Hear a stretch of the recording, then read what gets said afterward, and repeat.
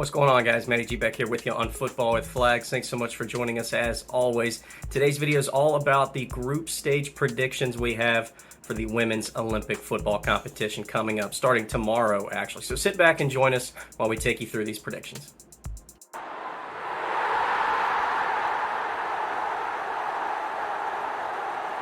We'll start things off in Group A, and we'll begin with our winners of this group. We've got France taking it all. That's right, the hosts. And a big reason why is because I think that this team is out for redemption for 2019. Remember, they hosted the World Cup back 5 years ago and lost out to the quarterfinals to the United States. It was a great opportunity. They had a pretty good tournament up until that point, and this side's still looking for something in terms of major tournaments. They've never had any hardware. They've made the knockout stages of both of their previous Olympic experiences, but never medaled. So I think this is a huge chance for them to really set the tone in the group stage. This side's going to look to possess. They're going to look to press high when they can. And this is the last opportunity we'll see with Hervé Renard on the sideline for this team, as he'll be stepping down afterward. But between Wende Renard being dangerous in the box on set pieces, I think this is a great opportunity for Henri and Diani to really take over this tournament. And keep in mind, France have 168 goals combined with all the forwards that they are bringing to this tournament. Not only that, but every single player on this roster has scored at some point or another while on international duty. So this says a lot about this French side. They're going to have a ton of support, great crowds. I think this is a great chance for them to take over this group. As for the team finishing last in Group A, we have New Zealand. The Football Ferns coming in. They had a knockout appearance in 2012.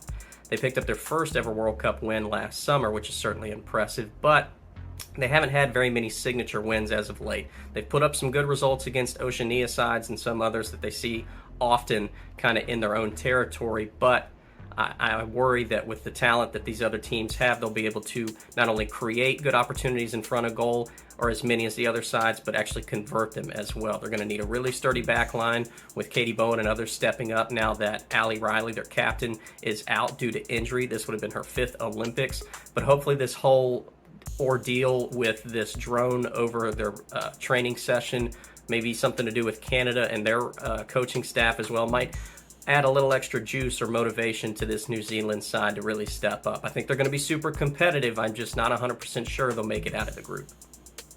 Maybe a surprise to some, but we have Colombia finishing second in this group. Now, they have had a couple previous runs in the Olympics, but have yet to get out of the group stage, and they're still looking for their first Olympic win, and we have talked about it before, but keep in mind their first ever World Cup victory came in 2015 against France. Now again, Linda Caicedo, you're going to have to keep an eye on her. She's brilliant, especially out on the left-hand side, being able to cut in on her right foot, but she can certainly beat you on her left as well, taking players on 1v1. Catalina Uzme, she's got 72 goals and 93 appearances for her side. And Daniela Montoya is back after being taken off the team in 2016 after speaking out based off players not getting paid with this side and being treated unfairly. She is back, and certainly I think has an opportunity to take over some games with the play that she can bring. Now, Colombia are going to look to press when they have the opportunity, but they do have to be smart about their movement and their spacing, not having their lines of defense get cut too easily or having the ball be able to be switched and be attacked on a flank where maybe they don't have as many numbers. So definitely something to watch out for, but Colombia are going to be electric when they're on the attack. They're going to create really good opportunities in front of goal and very exciting. They score some brilliant goals. They get numbers forward, and again, always very fun to watch them celebrate when they score. And finishing third in this group and possibly on the brink of going home are the defending gold medalist Canada. Now, they do come in with a pretty impressive run over the last year or so. Ever since last October against Brazil, they've had 9 shutouts in games in normal time since then. They have not finished worse than third since 2008 in the Olympics, and their last run to win the gold medal 3 years ago, they actually finished 2-4-0 record-wise during that tournament. Now, they do come in. Bev Priestman has signed a contract up through 2027 in the next World Cup, but now a lot of things starting to swirl today with this whole drone situation and assistant coaches over the New Zealand training session and different things like that going on. We'll have to wait and see. Apparently, she is not going to be involved in their first game against New Zealand as well, so we'll have to wait and see how this all unfolds. But I think there are a lot of questions still around her moving players and trying to find really the perfect formula for a starting 11. Now, she does have over 12 players with 50 caps or more on this side. They are a very good, solid group. Sometimes they do play a 3-5-2 However, she only brought 4 midfielders in the tournament. So a lot of just different questions, trying to kind of pick her brain and figure out what she's wanting out of this side. They're still very impressive. She likes to really focus on possession and their attack. This is a really solid team in the final third. We'll see, though, if they can be clinical and get out of this group. Now on to Group B, and we'll start with our third place team, and that's Germany, who finished the 2016 Olympics with a gold medal, but they've missed 2 out of the last 3 games. So certainly happy to be back after a lot of heartbreak the last couple of years. A lot of changes with their roster, managerial changes as well, but they had an impressive run in Euro qualifying, and they were one of the first teams to qualify for next summer's Euros, now really focused on the Olympics. They've been a bit inconsistent at times, though, with some results. And this group is very solid. They're very dominant in possession. They're going to look to utilize crosses when possible. And they're very physical and very tough to get the ball off of, especially considering their size and strength. Not only that, but they can really hurt you with turnovers. Their ability to anticipate passes, creating chances off of other sides' possession. But the one thing that does worry me about Germany is the fact that they do give away some really cheap goals in front of the net. We'll see if there are other players who can step up with Alexandra Popp. Hopefully she has a great tournament, but I'd like to see players like Leah Schuler or Claire Bull and some others maybe in the midfield help step up, score a lot of goals for this team, because they have a lot of goals in them. The question is whether or not, though, that they can convert those chances. For the last place team in Group B, while they may have arguably the most in-form striker of the entire tournament, I do have Zambia finishing 4th. Barbara Banda and Rachel Kundananji could be very influential in how well Zambia do in this tournament, considering the goals that they have scored for their country already. They have a very dynamic attack, a lot of great footwork, very agile, and they can score in a multitude of different ways. The biggest question for me is Zambia let up a lot of goals back in the 2020 Olympics, and for me, I'm not sure I've seen enough of an improvement in their back line for them not to concede goals again in this competition. I do think that they're going to score. I think they're going to have a lot of great chances to counter and find space and get forward and be dangerous, but I'm not 100% sure that their back line is going to be able to keep them in games enough.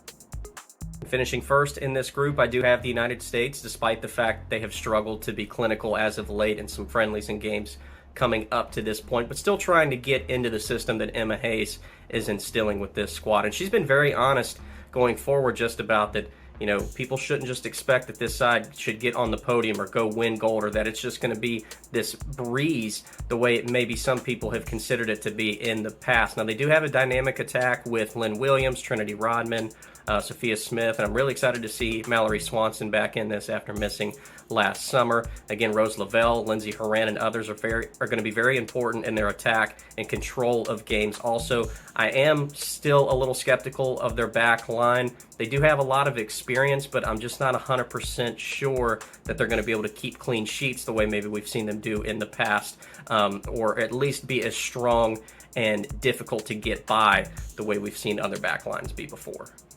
And finishing second in this group, we have the Matildas, who are coming off their best ever Olympic performance 3 years ago, along with their best World Cup performance last summer while they co-hosted. The loss of Sam Kerr is huge, of course, but it presents the opportunity for other players to step up and maybe not rely on their star-studded forward quite as much this time around. I think Mary Fowler is going to be huge and very influential for this team, the way she can facilitate, start attacks, and also just be a huge presence down in the final third as well. I really want to see a lot from Haley Rasso and Caitlin Ford. But again, I think that Mackenzie Arnold could have a fantastic tournament in the net as well. She's very poised to take on a lot of difficult situations for this team at the same time. But Australia, again, I think it's going to be a really tight race between them, the United States, and Germany for all those top 3 spots, and I think goal differential could be very important, which is why I think that this pacey offense from Australia could be very, very important to them finishing second in the group.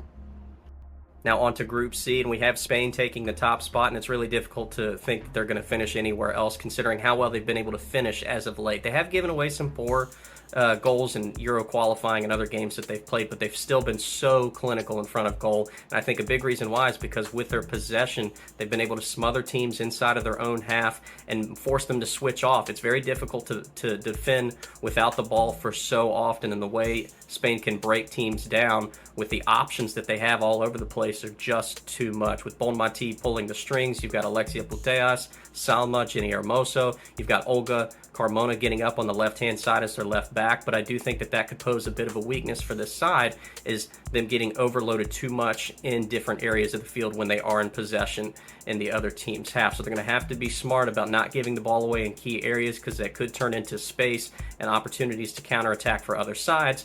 But I do think with how well Spain have been scoring the ball, that there's just too much of them to not finish anywhere else but first in this group. And for the team that finishes last in this group, we actually have Brazil.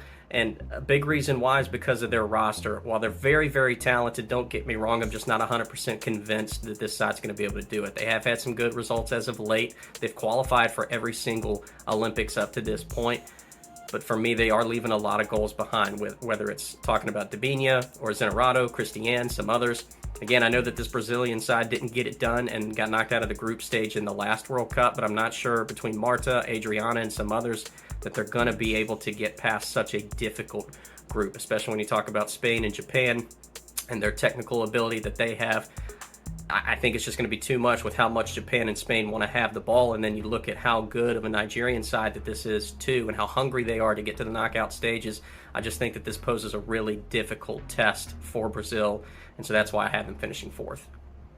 Finishing third in this group and on the cusp of possibly getting to the knockout stages, we do have Nigeria, a side that, while they do at times have very low-scoring games, they have a great defensive structure, and they do a really good job of closing shots down, avoiding difficult crosses, and ensuring that teams don't get shots off easily in really any way. The question for me, though, is how clinical can Nigeria be? We know that they have a lot of great pace. We know that they can be direct. We know that they can find and exploit space on the attack. The question for me, though, is how many times are they going to be able to create turnovers in the midfield and higher up the field rather than just in their own final third? I think that's going to be important for Nigeria in terms of this group and the teams that they're playing, is can they create turnovers and intercept passes higher up the field to ensure quicker counterattacks, as opposed to just winning the ball back more in their own half, because again, the teams that they're facing are going to really look to try and press high and smother them when they do get the ball back in their own half. And I'd really like to see Nigeria see if there's any chance that they can get the ball higher up the field to be more aggressive going direct. Finishing second behind Spain is Japan, and again, a very talented side. A lot of great technical players. They're very cheeky on set pieces. They have a lot of really great balance between their squad as well, and when they're in possession and out of possession at the same time. A big question for me, though, is their size. Can it get exploited, whether it's through set pieces, 50-50s, physical battles on the field? I think with how much Japan can keep the ball and how clinical that they can be in front of goal, like we've talked about before, I think that's really going to set them up for success, because they can find pockets of space to exploit and be very dangerous in the final third. It's just they've got to ensure that they have plenty of numbers behind the ball when they're in a defensive structure and not give away any cheap opportunities. Ensure that they clear the ball out when necessary and not give the ball away cheaply. Now remember, we do have 8 teams going to the knockout stage, so that means 2 of the 3 third-place teams in these groups will have to advance. Well, the first one being for us, Germany. I do have them with enough points to secure a spot into the quarterfinals, but the second one comes down to Canada, the defending gold medal champions, against Nigeria, and I do have Canada getting through, and the biggest reason why is goal differential. I just think with the group that they have between France, Colombia, and New Zealand, that presents more opportunity for a Canadian side who has a lot of great attackers to maybe score and keep that goal differential balance a little bit tighter compared to Nigeria. Again, Nigeria have some great attacking options as well, and they have a great defensive structure. However, when you look at how clinical Spain and Japan can be, as well as Brazil on their day, I think it could be very difficult for Nigeria in terms of keeping a more balanced and even goal differential, and that's why I have Canada going through instead. Now again, this was just group stage predictions, but if our predictions are correct, this is what the knockout bracket would look like. We've got France and Germany there at the top, a fantastic matchup between two sides who meet each other fairly often.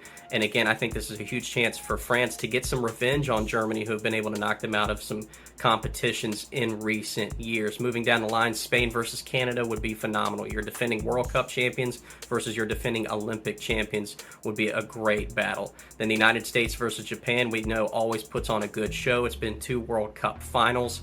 a great, fantastic matchup between two very talented sides. And then at the bottom, I think a little bit more room for opportunity between the Matildas and Columbia. A great matchup there as well, with a chance to get to a semifinal and hopefully at least have a shot at a podium. Well, guys, thanks again so much for watching. Make sure you hit that like and subscribe button if you haven't already done so. We're on our way to 2,000 subscribers, and hopefully sooner rather than later. But let us know down in the comments as well your own predictions for this group stage. It's going to be a fantastic tournament all across the board. And also, we've got some questions over in the community page as well that you guys can go vote on if you're interested. But until next time, guys, I hope you all have a blessed day, and we'll see you soon.